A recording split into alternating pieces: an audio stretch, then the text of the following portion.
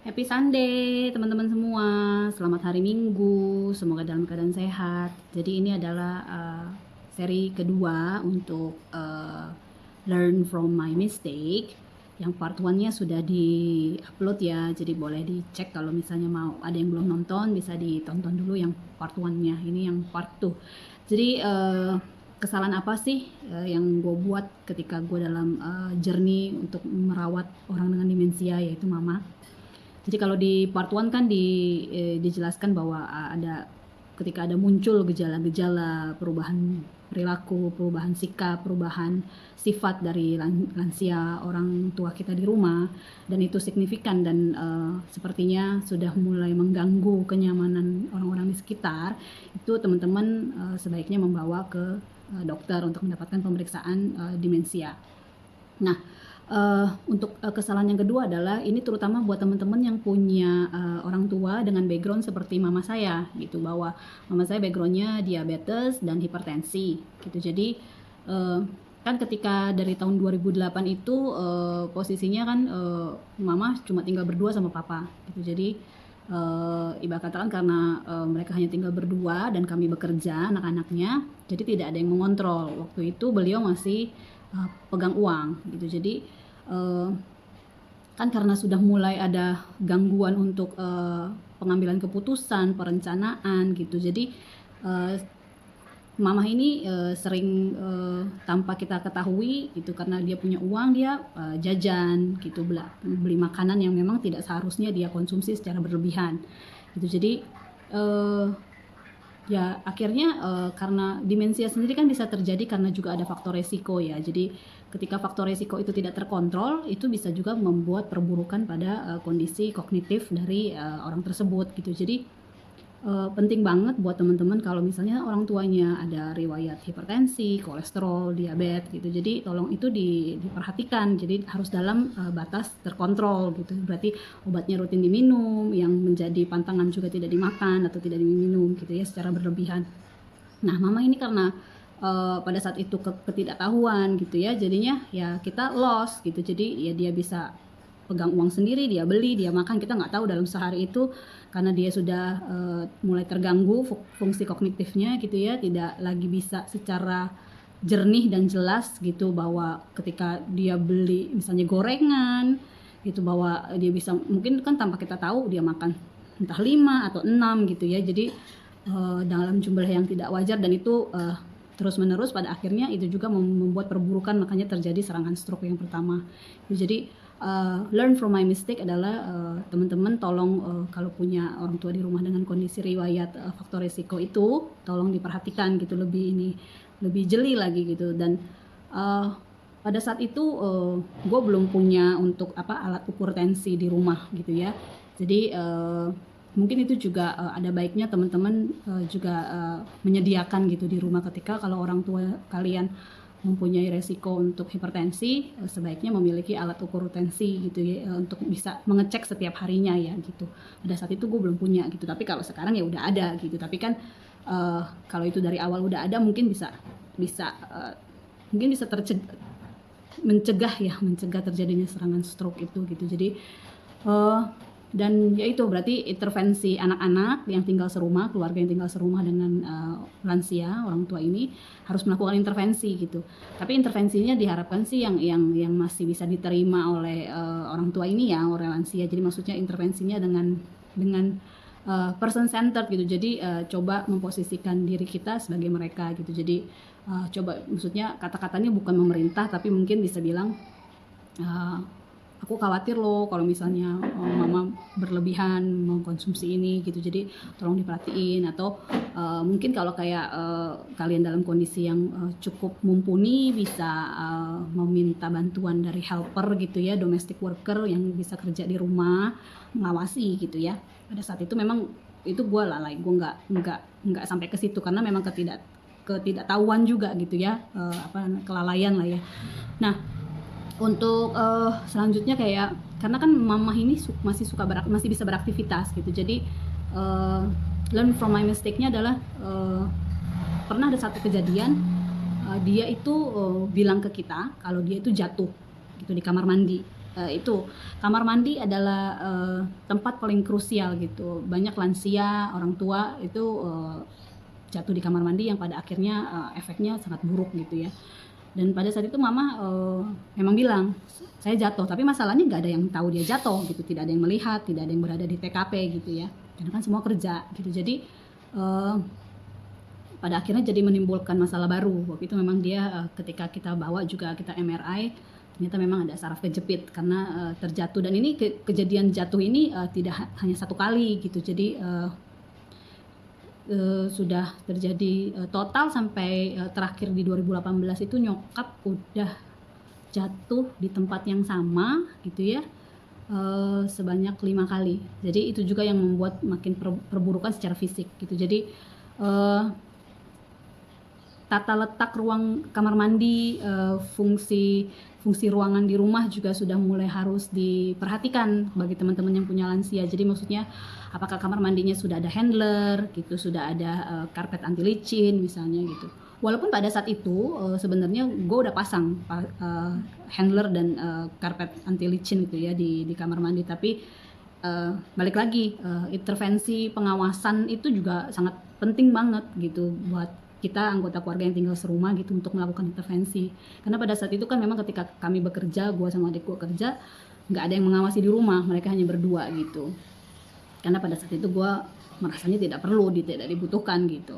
Jadi bukan berarti juga jadinya melarang orang tua kalian untuk melakukan aktivitas ya. Jadi maksudnya pembatasan aktivitas itu juga bisa membuat mereka stres gitu. Pada akhirnya depresi, pada akhirnya jadi menarik diri dari pergaulan, nggak mau ngapa-ngapain, akhirnya cuma mau tidur doang, itu juga nggak bagus gitu. Jadi harus seimbang gitu. Maksudnya ketika kalian mau melakukan intervensi untuk pengawasan, maksudnya lebih bisa tetap melibatkan mereka melakukan aktivitas tapi dalam pengawasan gitu. Yang maksud gue learn from my mistake itu adalah pengawasannya gitu. Jadi kalau misalnya kalian nggak dalam kapasitas bisa menjaga gitu di rumah, ya berarti kalau memang memiliki rezeki yang lebih bisa meminta bantuan gitu, meminta bantuan untuk mbak ataupun perawat yang memang khusus menangani orang lansia ataupun orang dengan demensia gitu. Jadi karena memang itu penting banget gitu, penting banget. Jadi makanya ini adalah yang gue bilang kenapa penting gue sharing, karena mungkin nggak kelihatannya mungkin sering diomongin ya, mungkin kayak para praktisi juga sering bilang faktor resiko itu mesti dijaga segala macam. Jadi tapi mungkin kalau teman-teman dengarnya dari gua sebagai caregiver yang merawat orang tua, satu dengan demensia, satu prademensia, jadi mungkin kalian akan bisa lebih engeh lagi gitu ya, lebih bisa nggak nganggep ini sepele gitu. Dan ketika kalau punya resiko itu diabetes, hipertensi, kolesterol, berarti harus ada cek rutin untuk darah, seperti kayak kalau untuk diabetes kan ada cek rutin berkala 3 bulan gitu ya. Atau misalnya punya teman-teman bisa sediain di rumah kayak alat suntik gitu, cek darah gitu ya, gula sewaktu. Itu juga penting, dan itu baiknya dilakukan pada pagi hari ketika bangun pagi tanpa mengkonsumsi apapun gitu ya. Jadi belum makan dan belum minum gitu. Minum air putih boleh aja, tapi maksudnya nggak ada yang berasa, nggak yang manis gitu ya. Jadi dicek gula darahnya berapa.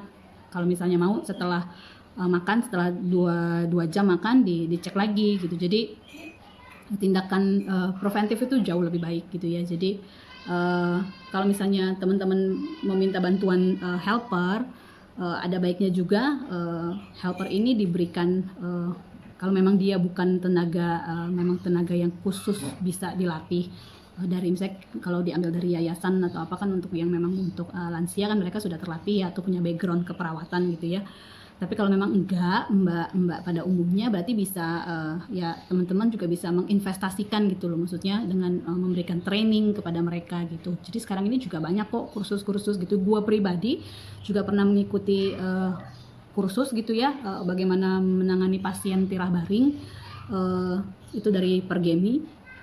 Jadi itu sangat bermanfaat gitu. Jadi bekali juga orang yang mendampingi lansia kita di rumah dengan edukasi yang cukup gitu, pengetahuan yang cukup bagaimana merawat gitu ya.